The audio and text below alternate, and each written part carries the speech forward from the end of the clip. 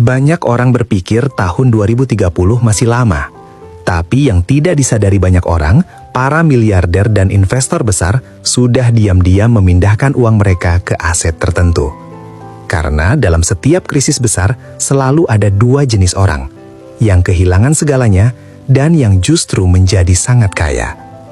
Di video ini, kita akan membahas 7 aset yang diprediksi bisa meledak sebelum 2030.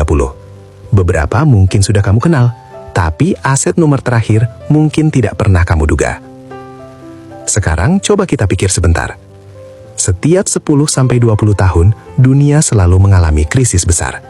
Tahun 1998 ada krisis Asia. Tahun 2008 ada krisis finansial global. Tahun 2020, dunia dihantam pandemi yang membuat ekonomi hampir berhenti total. Dan kalau kita perhatikan pola sejarah, krisis berikutnya bukan pertanyaan apakah akan terjadi, tapi kapan akan terjadi. Banyak ekonom bahkan menyebut dekade menuju 2030 sebagai salah satu periode paling tidak stabil dalam ekonomi global. Kenapa? Karena ada banyak masalah yang menumpuk sekaligus. Utang negara yang semakin besar, inflasi yang sulit dikendalikan, perubahan teknologi yang sangat cepat, dan ketegangan geopolitik yang semakin meningkat. Ketika semua faktor ini bertemu dalam satu waktu, biasanya yang terjadi adalah perubahan besar dalam peta kekayaan dunia. Ada bisnis yang runtuh, ada industri yang hilang, tapi di sisi lain selalu ada aset yang justru naik berkali-kali lipat. Masalahnya, kebanyakan orang baru sadar setelah semuanya sudah terlambat.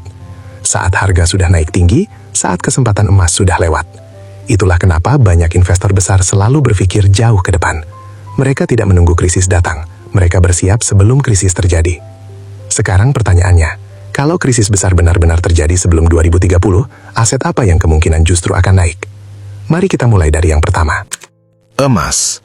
Aset pertama yang hampir selalu muncul saat krisis adalah emas. Emas sudah menjadi penyimpan nilai selama ribuan tahun. Bahkan jauh sebelum ada uang kertas, manusia sudah menggunakan emas sebagai alat tukar. Kenapa emas selalu kembali populer saat krisis? Karena emas tidak bisa dicetak oleh pemerintah. Berbeda dengan uang yang bisa dicetak dalam jumlah besar, jumlah emas di dunia sangat terbatas. Saat krisis terjadi, biasanya bank sentral akan mencetak uang dalam jumlah besar untuk menyelamatkan ekonomi. Masalahnya, ketika terlalu banyak uang beredar, nilai uang justru turun. Inilah yang kita kenal sebagai inflasi. Dan di saat seperti itu, banyak investor beralih ke emas untuk menjaga nilai kekayaan mereka. Bahkan dalam beberapa tahun terakhir, banyak bank sentral di berbagai negara mulai membeli emas dalam jumlah besar. Kenapa bank sentral melakukan itu? Karena mereka juga bersiap menghadapi ketidakpastian ekonomi global. Bagi investor besar, emas bukan sekedar logam. Emas adalah asuransi terhadap krisis. Perak, banyak orang sering melupakan aset yang satu ini. Padahal secara historis, perak sering naik lebih cepat daripada emas saat pasar bullish. Kenapa? Karena perak punya dua fungsi sekaligus. Pertama, seperti emas, perak juga dianggap sebagai aset lindung nilai saat krisis. Tapi kedua, perak juga sangat dibutuhkan dalam industri. Perak digunakan dalam panel surya, elektronik, kendaraan listrik, baterai, dan berbagai teknologi modern. Dengan meningkatnya transisi energi menuju energi terbarukan, permintaan perak diprediksi akan meningkat cukup drastis dalam beberapa tahun ke depan.